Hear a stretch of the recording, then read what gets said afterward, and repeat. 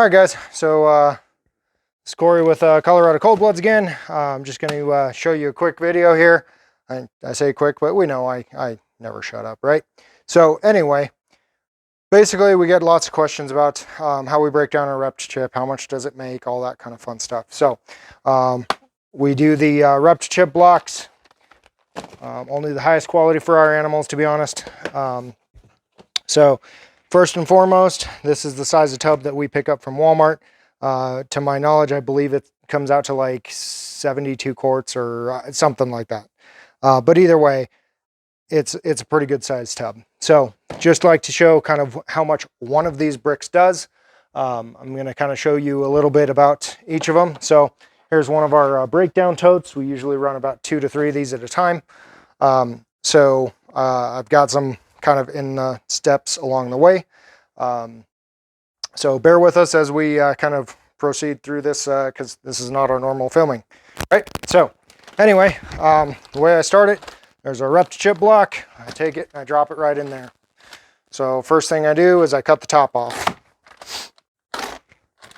So pretty simple, easy going, like so. After that, pull the label out. Then from there, all we're going to do actually is now add some water. So I've got a couple dollar store pitchers that I use. They were just simple little things that I picked up, but just for a reference, it's about 2.5 quarts or so because I do fill it a little high. So anyway, it's 2.2, 2.3 quarts, somewhere in there. But basically I use 3 of these pitchers to 1. Now you're going to probably want to use a little bit less or more based upon your climate. So here in Colorado, it's very dry. So basically using a little bit more keeps more moisture. What this is going to do as I start going through here, I'll talk about it. But basically what this does is this is going to saturate the outside of the coconut. So the coconut's going to start to expand and puff up, everything like that as it absorbs water. But what also happens here is it's going to leave a dry core to it. That dry core, then for the heavily water saturated stuff outside of it, basically that dry core then can break up and kind of get filtered through and it evens out the water. So I kind of go back and forth between 2 to 3 of these pitchers.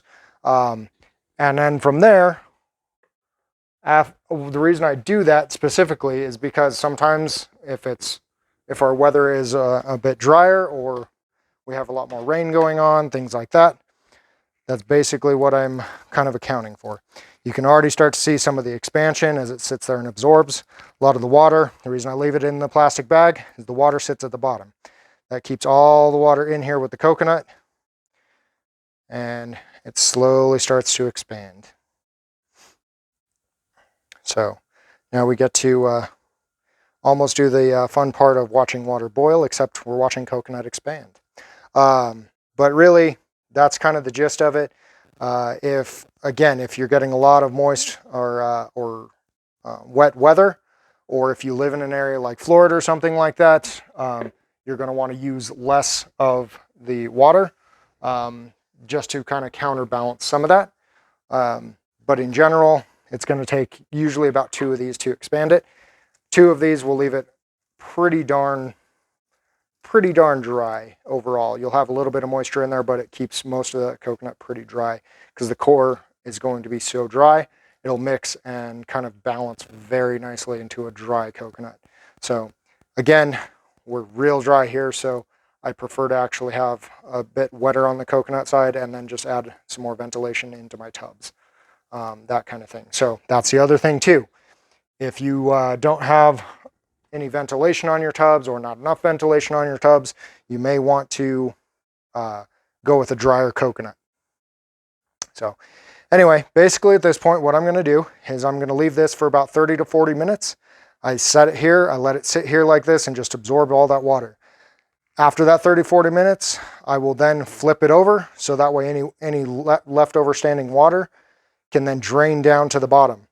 So from there, it drains back down after about another 30 or so minutes, 30 to 40 minutes from it flipped over. Then I come back and then I'm going to basically tear it apart and break it apart. So We're going to skip the flipping step because I already have some stuff that's in here and ready to rock and roll so you can see this. There's my lid. So usually I'll throw my lid on. That way I don't lose as much to evaporation. So anyway, there's that one. This is the next step after I have done the 40-minute flip and then the 40-minute soak. So at this point, it has basically sat here.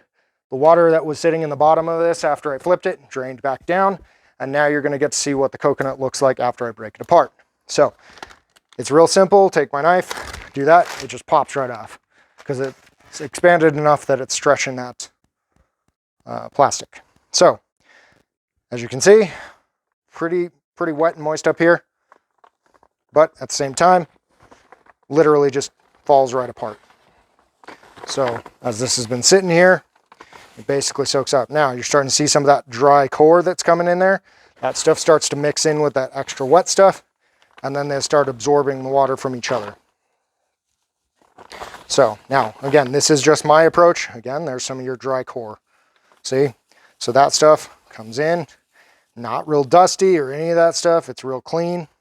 It's one of the reasons we love ReptiChip. But then from there, mix it up, right? So I'm going to sit here and break it all apart. And you'll start to see just how much this actually makes. Now, once it's all broken apart, basically, after I do all this and everything, get it all set up, like I said, I usually get a few bricks set up.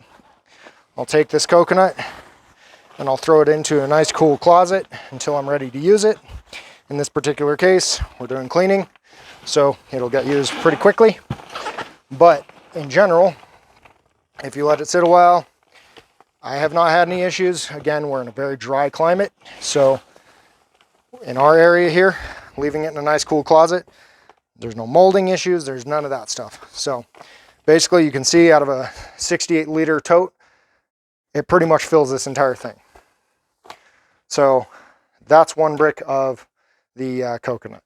So now from there, like I said, again, I should probably show, you can see how that dry core is really kind of mixed in.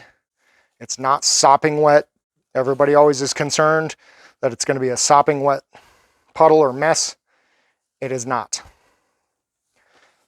It absorbs just enough coconut in there, or enough water into the coconut, that you basically get a nice kind of slightly moist substrate, and it works out perfectly. Having a little bit of the fiber and the thicker coconut, everything like that, I also find is good for the health of the animal.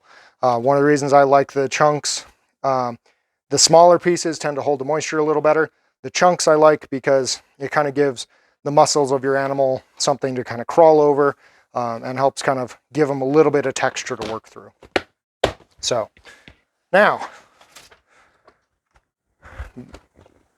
just to show you in quantity, of course, that is the size of tote that we use.